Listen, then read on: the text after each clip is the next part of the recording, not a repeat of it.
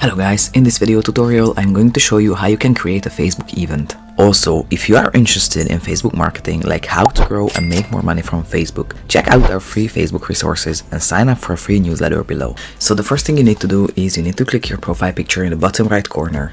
Then from these categories under your page name you have to choose events, and then on the top right corner you're gonna click this plus icon, and here you can see the platform where you can create your own event. So first you can choose a picture for the cover photo of the event. You can either choose a picture from a previous event, or you can just make a recent picture, or you can also make a group photo of the people who organized the event. Then you can give an event name, and you can choose a start date and time. You can also choose this event to repeat every week or month. You can choose the frequency, like I'm gonna choose weekly because it's let's say it's a weekly event. You can choose a time when the event will repeat, weekly or daily, and just click OK. You also need to choose whether this event is going to be in person or virtual, and if it's virtual you need to choose whether it will be a Facebook Live or an external link, like for example on another platform like Zoom, Teams or any other platform.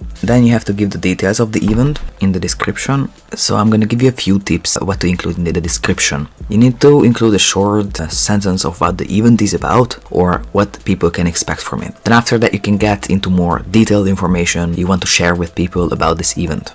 It's really important that you put the most important information in the first 2 lines of the description, especially if it's a longer description. Most people won't even read the whole thing, so that's really important. You can also market your event by choosing a category, and you can also add co-hosts to the event. It's really important that you need to trust this person if you give a co-host to your event, because they can edit the details of the event. Then you just need to tap create event and you're basically done.